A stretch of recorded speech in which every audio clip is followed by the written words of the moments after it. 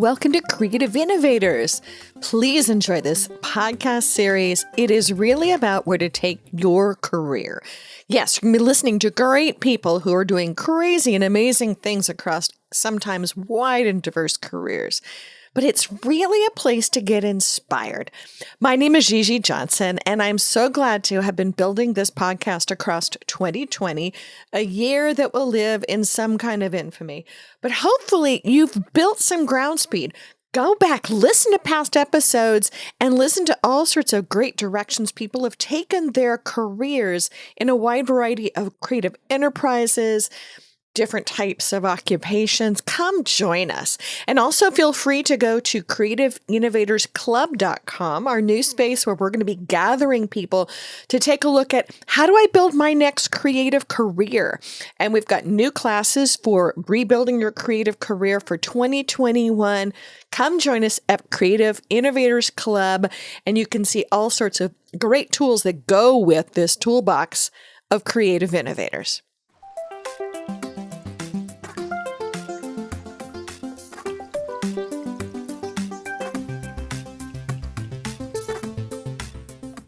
I'm excited to bring Dae Bogan to the table. I have been a friend of Dae's for a few years, and I've got to see many facets of Dae Bogan, including his current role as head of third-party partnerships at the MLC, the new music licensing collective, one of the new adventures for 2020 and 2021 for the streaming music world. He's able to bring a whole set of relationships in creative industries, as well as the ability to be and understand and experience as an entrepreneur, creating music technology companies, creative companies, flipping them in some cases multiple times, and now bringing this into a major organization. So Dae is a great model of how to pivot and change and expand your territory and expand your relationship. So enjoy this session with Dae and think about what could you do that combines different people and territories, that recombines ideas and looks for new changes in the world that you can build with a creative business.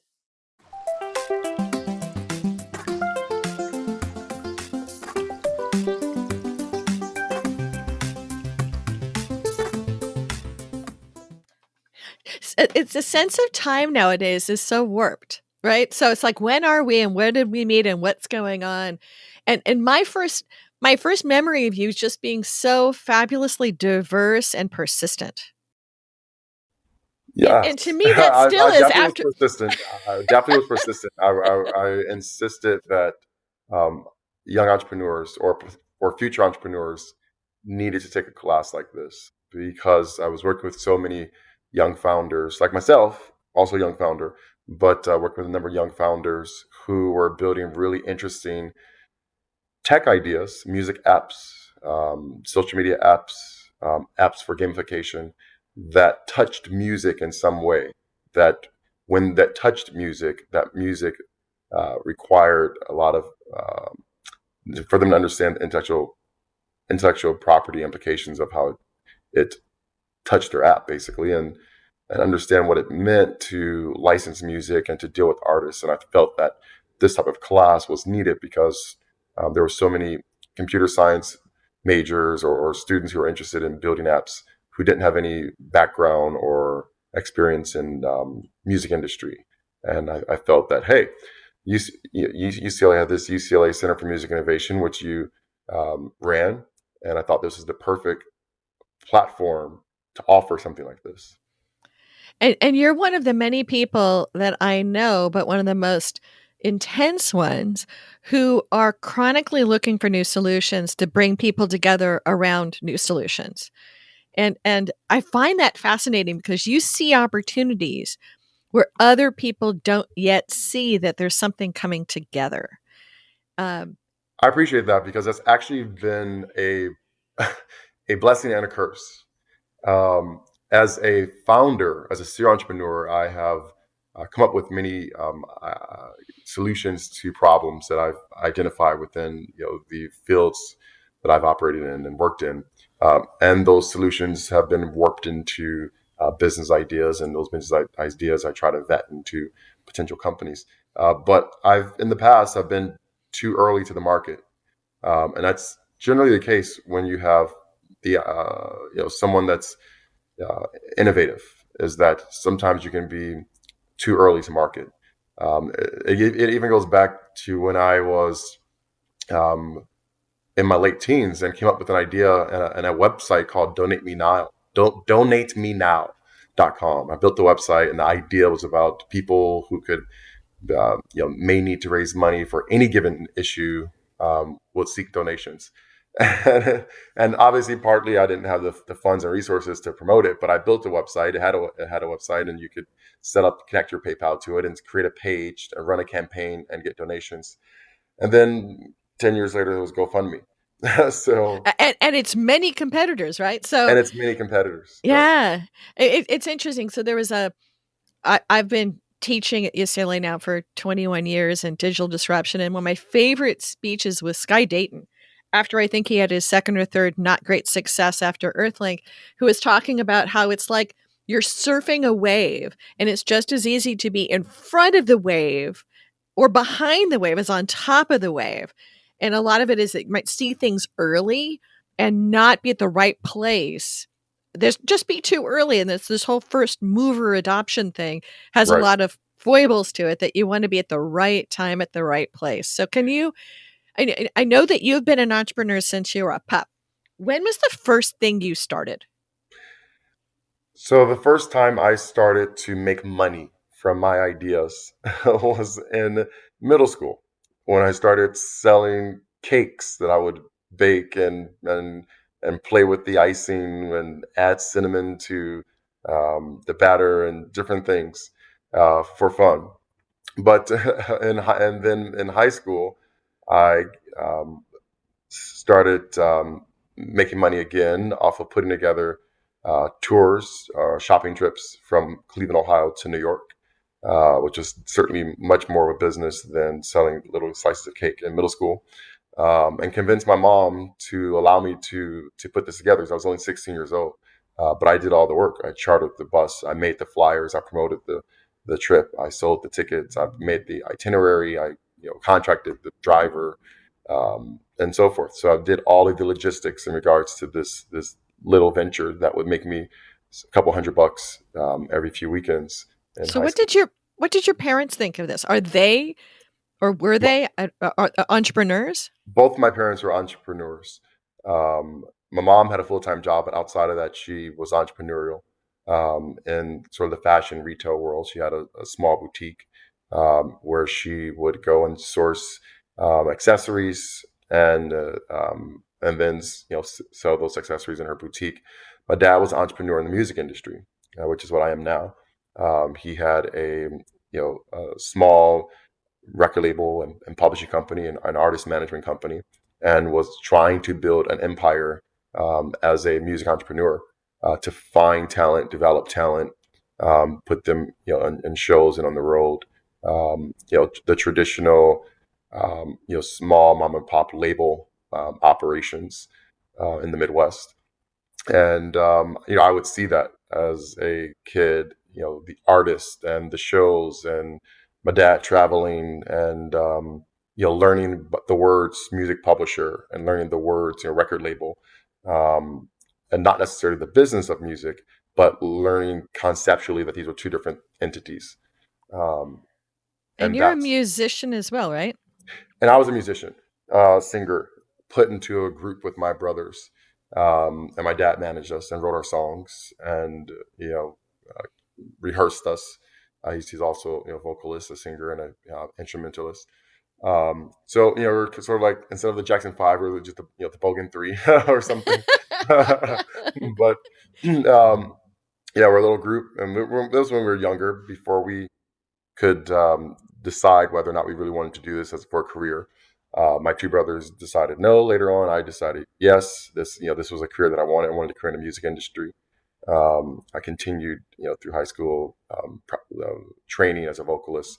Um, it was interesting because my guidance counselor recognized in high school that I had these two parallel sort of career trajectories going on. One was my interest in the arts, as a singer and choir and honors choir, as also as an actor, because I also pursued acting and did the school plays and the school musicals. So I had this creative passion that I had been nurturing, but then simultaneously I was also very much a leader. I was in a number of student groups. I was an officer of those student groups, making decisions um, with my co-officers. Um, Took on initiatives in school, created initiatives, created programs. So she was, I remember her telling me, and also my best friend's mom telling me that you're going to be a businessman. I remember saying, no, I'm not. I like singing. I like acting. I want to be the talent. But I had these two passions. One I didn't really understand, which was my um, entrepreneurial acumen, the skills that I was developing in my youth that are have been applied to me developing business ideas and me running businesses and companies, and then also this creative, appreciation of the arts. Um, Luckily, I get to bring that together now. Having built businesses in the music industry where I'm respecting um, music creators and supporting music creators and empowering music creators. So it's almost like I was on these two different journeys in parallel until my adulthood, and they kind of came together where I became a music entrepreneur, building businesses to support music creators, and still very much involved in the creative process when I managed artists. So before we get to that, the other seed I hear from this part of the story is that you didn't need safety as a teenager, that you were willing to step out of the box and not wait to become something, but were willing to step out and take risks. And you did several different ventures between when you were a teenager and through the end of college. What how did you even then evaluate the risk of doing a new venture? Yeah, I'd certainly have taken on risks in terms of actual economic liability for ideas. Even as a teen, I didn't know I was going to sell these tickets for this bus ride. I had to need to recoup if I didn't, because this bus is $600. So um, I always I guess I felt that taking on the or trying to materialize an idea that I was super passionate about, um, investing in that opportunity was much more important than the potential loss. Um, I felt that it would be more a loss to me not to pursue something that I felt was vetted well. Now I've gotten better at vetting ideas well, and now I teach that how to vet an idea and look at the market size and so forth. But in the beginning, it was simply I have an idea. I'm passionate about this thing. I can structure it into something that I can package and deliver to friends and family as as a service. When I was in high school, middle school, or later on as a business when in college, and just going for it. I didn't really take the time to sit and think about what happens if you fail. I didn't want to, you know, focus on that. I really wanted to focus on execute, trying to execute, and hoping that the execution, that the outcome is good.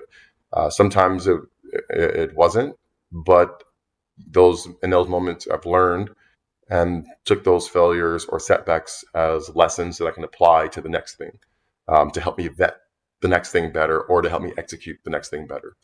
So I didn't, so I certainly risk adverse.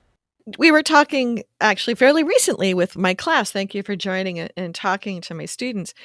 That you've sold 4 companies and started 10? I've started, and I did this a couple years ago on LinkedIn. I sat down for a day and I went all the way back to the very first business idea that that I developed, and the very first real business where I started to generate revenue. And there were somewhere between 10 and 15 businesses. And they all sort of fall into the greater entertainment umbrella industry because, some things were, I had a few years that I worked in the event space, creating and producing events with, DJs or live acts, live artists. Um, I had a promotion company where I promoted venues in Hollywood and Los Angeles. Um, so I just had a number of different businesses. Some of those I created while I was in college at UCLA. As a matter of fact, it got to a point where I was at UCLA and I was making $14,000 a month as a student doing event production and club promotions and brand activations on behalf of brands trying to reach the college market. And I remember this vividly because I was measuring the uh, the revenue growth that I was doing against the change in my grades. And so I sat down one quarter because when I started UCLA, when I transferred into UCLA, I transferred as an honor student, graduated with honors from my community college and transferred in and was accepted into the honors college at UCLA. Had a 4.0 in my first quarter. Was on the dean's list at UCLA. So so at one point somewhere in my senior year, I sat down and looked back at my transcript, and I was looking at, and I wanted to map my my grades, the decline in my grades and the quality of my grades against the increase in revenue that I was making over time. And it wasn't a substantial decline, but you go from all A's one quarter to all A's and a B or all A's and two B's or something. You see that you're still doing well, but you're not. It was very interesting to me because I was trying to understand. I'm in college to develop the skill sets and to develop the knowledge and to apply these things to eventually get a. Well, I was asking that question: is it eventually to get the career that I'm currently doing, or to advance in the career that I'm currently pursuing as an entrepreneur while I'm a student? So it was a very kind of existential time, but ultimately I felt that um, I was taking on these risks like I had been since I was a kid. Just even going to pay for a box of cake mix and some ingredients that I wanted to come up with to make interesting cakes. That was a risk if I wasn't going to make back my allowance money that I used to invest into these ingredients to make cakes. Uh, all the way to college. I chose not to get a student job to pay for my expenses, and I rather built a business, and that business evolved. And by my senior year, by my last quarter, I had a real legitimate music company and was working with major brands and major music companies. Um, and there's, like you said, there's the idea that this might not work out, but I didn't allow that idea to stop me from trying. And the other thing, which knowing a bit of your journey, that it also seemed that you shifted from the I am the secret sauce inside my company to looking at companies that you could take yourself out of. But I think through college, you were the secret sauce in a lot of these ventures, your initiative, your connections, being able to put something together uniquely, and then moved into more of a tech facilitated, I can build something someone else can use. Is that part of your journey story? 100%, yes. Because I think when I look back at the various businesses that I've started, and I've had some very interesting um, business ideas. There was one called Gogo Mannequins. I remember I still have the logo for that, Go, go, and I mannequins. still have the promotional video because when I used to promote nightclubs in Hollywood, um, they had go-go dancers, and some of them were my friends.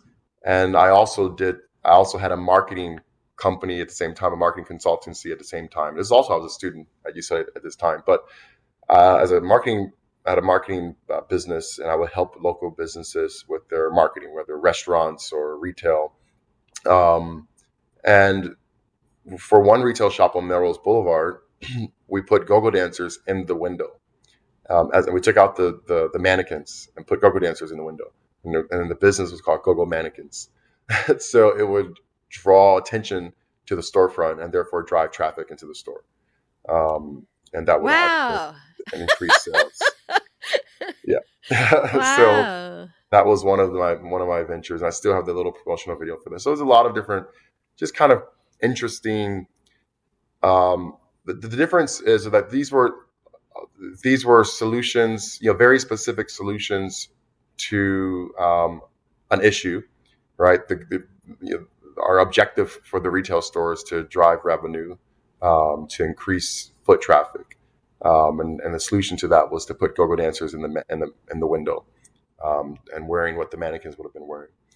Um, and I had a lot of different businesses like that. And like you said, I was the secret sauce, right? It was a creative execution. It wasn't a product that I left, that someone can sell, that someone could buy. So when I shifted in 2012 to start working on my first tech startup, which also came out of, dealing with, trying to build a solution to a problem. Um, my first music tech company was called Songbank, and it came out of this issue that I had when at the time I was managing songwriters. I had a small publishing company, and a small management company, and a record label. I was managing Not songwriters. that you really needed more to do, right? So Right. it's so funny because I mean, there's interesting lack of research on the fact that many people in creative industries have or run many different companies and wear different hats. So you're kind of an interesting Simultaneously. example, yeah, of that. Yeah, simultaneously, because I actually had a day job, and running those businesses was not my primary income, nor was it, what took up most of my time during the day. I had a day job as a VP of marketing and strategic partnerships of a retail chain. But at my role, and the dynamic of my role at this particular company was one in which I could create and execute on ideas.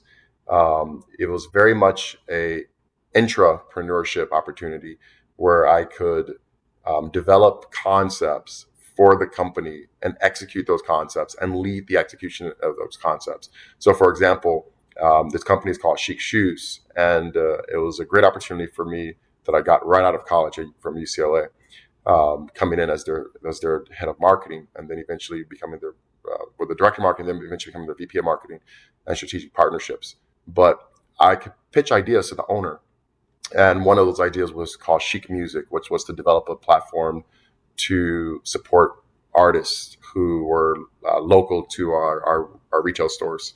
And we had some artists who are now pretty established, who are, big artists now, like the artists that, I met early on, like Kendrick Lamar and, an artist named YG and Ty Dolla Sign, who are all major recording Mhm. artists signed to major labels now, who were, young, teens or early 20s, when I met them, who were local to, who lived near Chic Store. But I came up with a lot of ideas at Chic, and one of those was I was starting to develop just as I got laid off. I started to think about how we could, improve our music video experience in our stores. And at the time, the company acquired another company, um, had more employees and so forth, and I ended up getting laid off as a part of the acquisition. But the founder of the company, the owner, hired me and my company to execute on another project for him. And in that opportunity, during that time, I was, started to think more about how can we improve the music video experience in the store. So I started developing an in-store music video network, looking at all the competitors and what they were offering, price point wise, service wise, technology wise, and started to think about how, what I could offer to small to medium size, retail chains and individual, franchise stores. And I started to build, what was called, Maven Promo, which is an in-store music video network, and went and talked to labels about promoting artists and so forth. And that was the first company I sold. I ended up selling that, several years later. It was 5 years later, and that was the first, music tech company that I sold, and that started this what became a series of music tech companies or tech companies within the music industry. I think that's a better way of describing it. That I founded and then later sold. But the other two acquisitions were um, a little bit more interesting in I how don't they know came why about. my brain went to crunchy. That there was texture to the departure, and then how Yes. you learn from it, right? But I mean, you teach entrepreneurship now and how to start a business. If you look at how you started that first company that you sold, would you tell yourself something different? I mean, did you do a business plan? Did you do a market scan? Did you do kind of a logical start to it, or did you really start that business now different than you would have today? Well, that's interesting that you ask that because I think most entrepreneurship professors of any kind, we teach fundamental principles around entrepreneurship, and we teach methodologies that I think the business industry or the business sector, especially in academia, subscribe to as theory or as practical and have real life implication, especially if you work in a consultancy firm. But the first 10 businesses that I founded did not I didn't go through the same process that I teach or the process that I utilize with my consulting clients in terms of having deliverables that are SWOTs or market research or competitive analysis and things like that. Um, SWOT, strength, weakness, opportunity, threat. So just I was going to say bare bones, but they can be sophisticated. What's happening internally and externally to your organization? right. So the first, I didn't know those concepts. So to suggest that I went through, a pesto analysis or environmental analysis or understanding the market size and the TAM, we all talk about the total addressable market. I didn't know We're those. going fast through those compounds. So, Yeah, PESTEL, we've got looking at the political, economic, societal, technological, and whatever people put on that, values or whatever. So, we yeah, look at the legal. look Yeah. look at the future opportunity set, and then what was the last one you just said? So I said the pestle analysis, you have your Hmm. SWOT analysis, and then you know there's a number of various theories or frameworks that That over we the years. academic people tell people to go through. But then you Right, started this company mostly saying there was an opportunity. right. I started with the opportunity. The opportunity came out of my real world problems. Right, so I was already a. It's interesting because a lot of the all of the technical that all the technology businesses that I've created came out of the actual problem that I faced already and needed to create a technical solution for. So when I created the Maven promo, the digital in-store music video network, was because for 5 years or for actually 20 something years, um, the retail chain had been using CDs or VHS tapes before that to receive and distribute music videos to stores, which caused a lot of problems. For example, the DVD would be it was scratch up because it'd be overused. Um, they couldn't get new music more frequently. So as an employee, you're hearing the same playlist of music for Over and months, over. Yeah, yeah. right? So, but with something that was cloud based, and at the time, the idea of building a cloud based venture was very popular, and we were using cloud, the term in the cloud and all that stuff. So to build a cloud based music video network enabled us to address, some of these this problem. Right, the value proposition was very clear. Um, and yes, I did do a competitive analysis in terms of looking at who else was in the space providing music for retail. What was the cost? What were their features? What were the service offering? So I did some of the stuff, but not all of the stuff. I went. I started working on this before I went to grad school. When I went to grad school, I actually took a class on management and entrepreneurship, and so I learned more concepts. And those concepts I was able to apply later on to other businesses and also in my consulting work. I went to CSUN, California State University, Northridge, to get a master's in music industry administration. This particular degree program was a joint venture between the Mike Curb College, which housed the music industry program. So we took music industry courses, but also the David Nazarian School of Management, which housed the MBA program and all the other sort of business economics programs. So we took traditional MBA classes from financial and managerial accounting to organizational management, and what you would take getting an MBA, marketing, and then entrepreneurship. And I was able to do a couple of things. One is to put a name or a concept to things that I was already doing and just didn't know it. And then also better frameworks around things that I was currently doing, and didn't do it from the perspective of here's something laid out as a framework to do this thing, like the SWOT analysis, for example.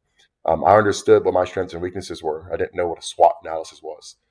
So to take concepts and to be able to, you know, I think bring some of the work that I was already doing into a conceptual framework that had much more context I was able to understand.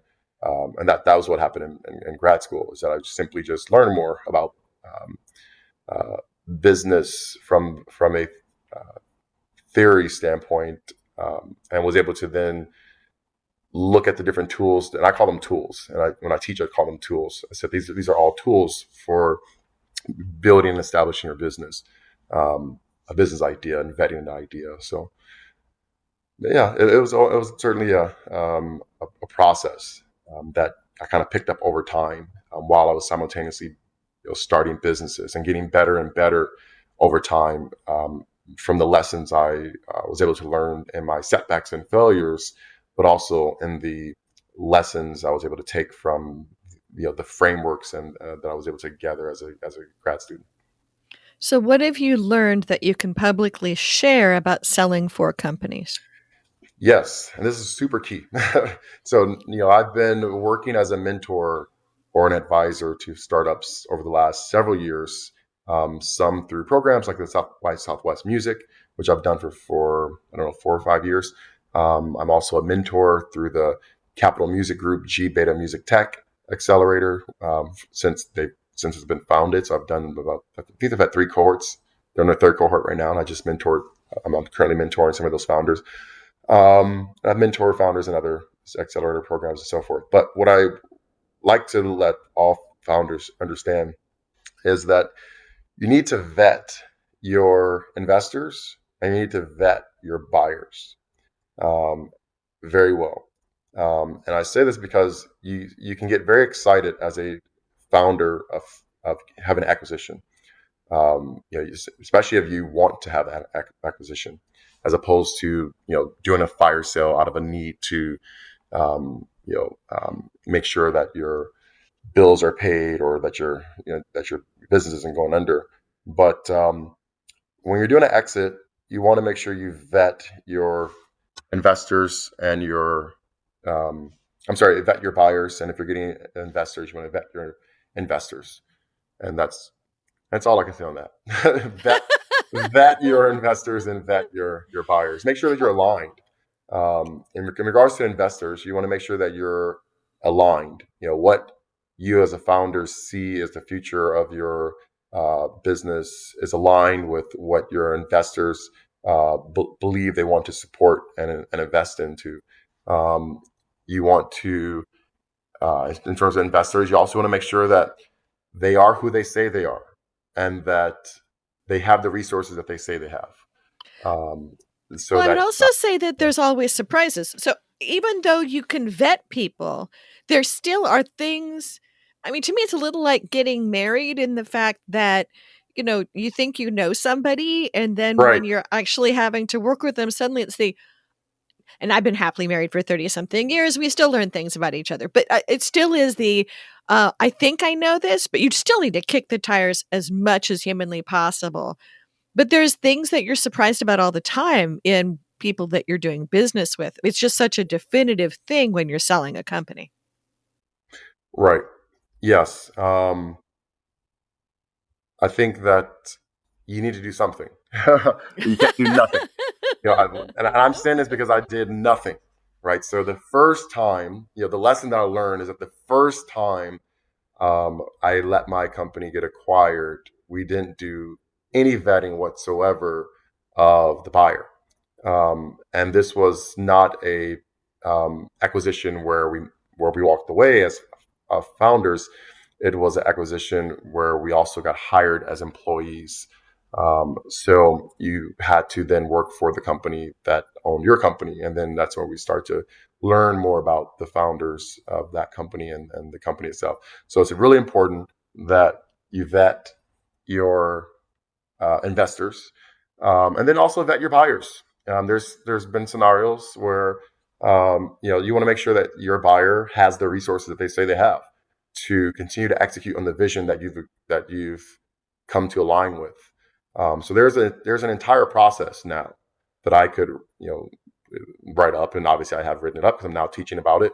But you need to make sure that there's alignment between where you see the roadmap, like what is the product roadmap, where do you see this going, what potential industries it will, or what potential how you're going to differentiate or diversify or enter new markets, all those questions, if you intend to be a part of the future of the business. Now, there are scenarios where you simply want to sell the business and be done with it, and you don't really care or don't care as much about where the new founder or where the new owner may take it, and then in which case you may not vet them more than making sure they have the finances to close on the deal, which is Well, also hopefully really they're also going you're bequeathing phenomenal employees into this space too, and clients as well. So there is that right, sense of it, but it's not as much as you're tied to it as having then a working contract that you have to stay to get paid out.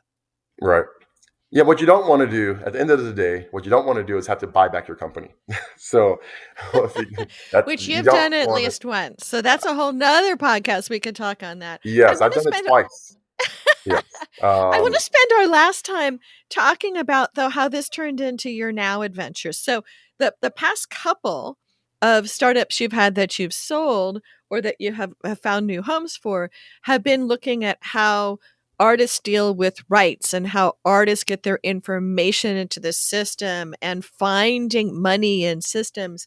And I find it fascinating from that you then moved over into being the head of third party partnerships for the MLC. So it's almost like you've taken all those superhero capabilities that you've earned and learned through and now are bringing them to a new venture that is working in essence for many different organizations to make this stuff happen. Can you talk a bit about what you're doing, what the MLC is, what you're doing there, and then how these superpowers are moving over? Sure. The MLC stands for the Mechanical Licensing Collective, and it is a nonprofit organization that has been designated by the United States Copyright Office to administer the new blanket mechanical license, which is a license required for digital service providers such as Spotify and Apple and Tidal to be able to play songs or to have songs made available on their platforms in the United States. This license comes out of a legislation that passed in 2018 called the Music Modernization Act, and the MLC. The idea of the MLC comes out of that act as well. So my role as one of the on the leadership team is the head of third party partnerships. In that regard, I develop and execute the MLC's strategy for partnering with various types of organizations, companies, individuals, consortiums within the music industry for the purpose of supporting and empowering publishers and self-administered songwriters who are our members. Also, to simply be active and engaged in the music industry as a thought leader, as a participant in the United States music industry, through education, through um, industry advancement opportunities, and so forth. Part of my role is also to engage with tech startups in the music rights space, which I've spent the last several years building software in that space and building startups in that space. So I'm very knowledgeable about that space and the players in that space. And my role is to interact with those companies and startups and figure out ways how to partner with them where it makes sense for us at the MLC and in terms of our support to publishers and songwriters.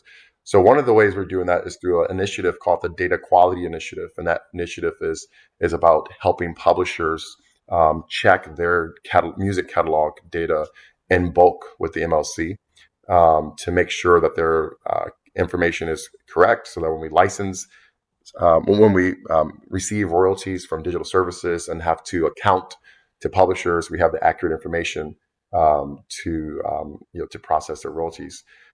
So I have been working over the last several months with a number of companies that have built technical solutions to support publishers, such as catalog management or rights administration or royalty processing, so that they can connect with us through this data quality initiative yeah, on behalf of their clients, which are publishers. So that's one partnership initiative, and we have a number of partners that we're going to be announcing that we've actually we already announced earlier this year the Stacks Music Maestro, which was the first example of what the data quality initiative could look like.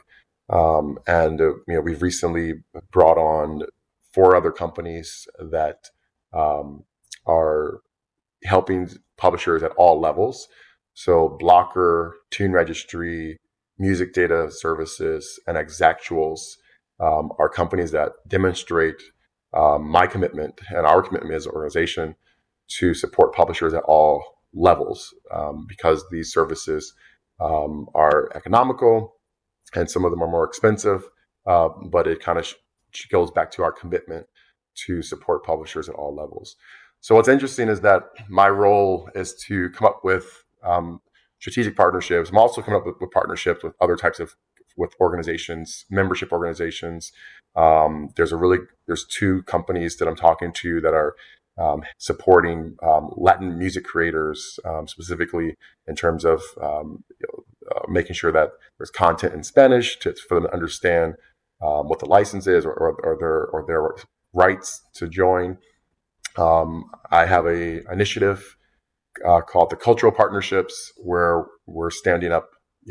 I'm going to be standing up programs to support music creators from historically marginalized communities, such as Black music creators, Latinx music creators, LGBT music creators, and Asian music creators. And I've already began outreach to organizations in all those little categories, as well as individuals who are sort of thought leaders in those categories.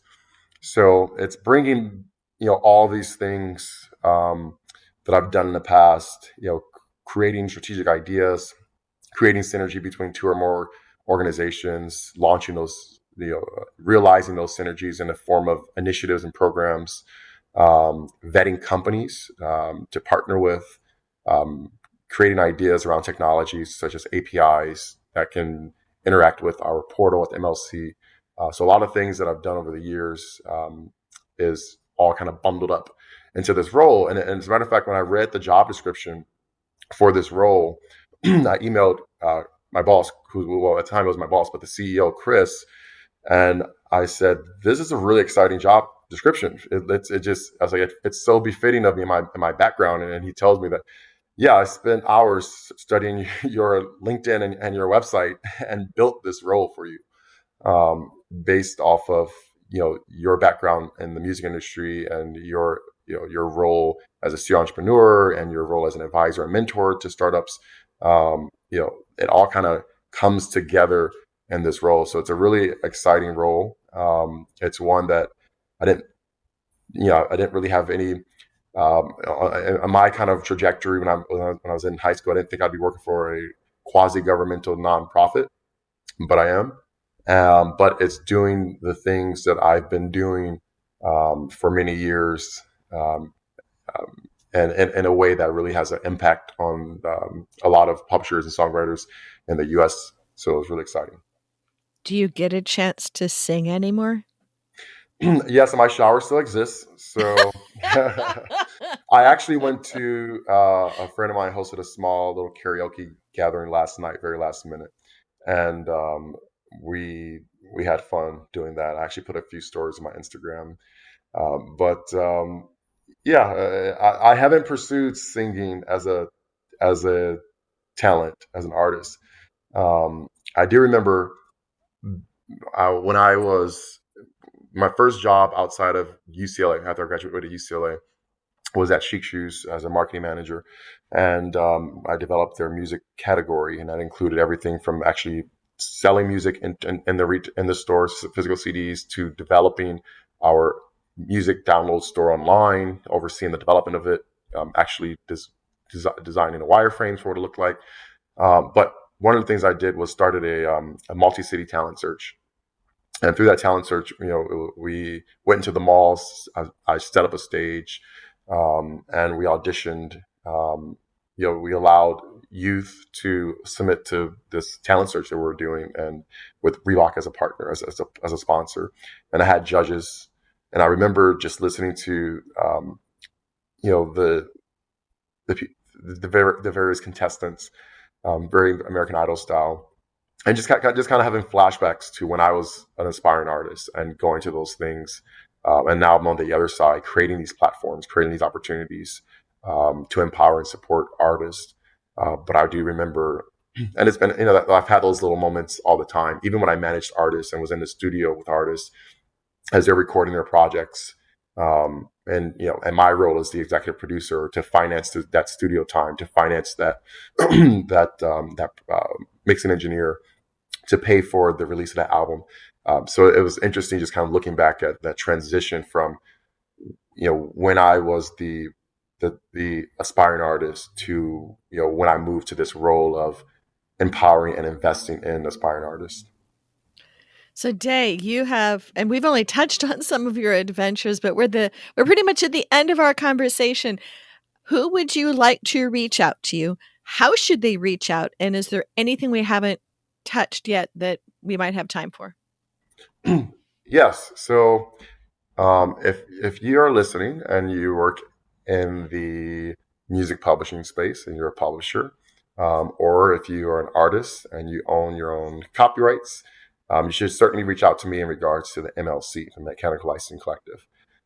Beyond that, I have a number of free resources online, for music industry entrepreneurs, who want to, who have questions about licensing or marketing, or building go-to-market strategies, or understanding what a competitive analysis is.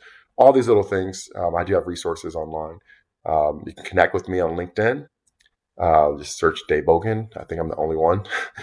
And you can also connect with me on social medias, which is Dae Bogan Music.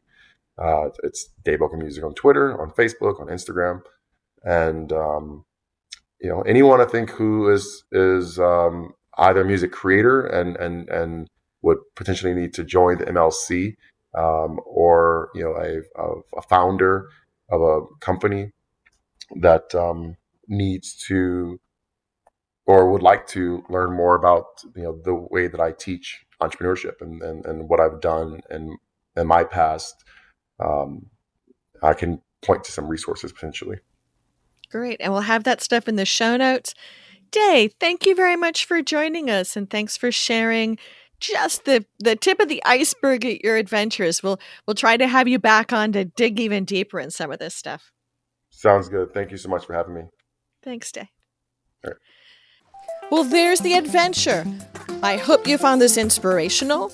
If you are interested, please find them to participate in their work through our show notes or their social media, and come back to future episodes of Creative Innovators to get inspired in your work.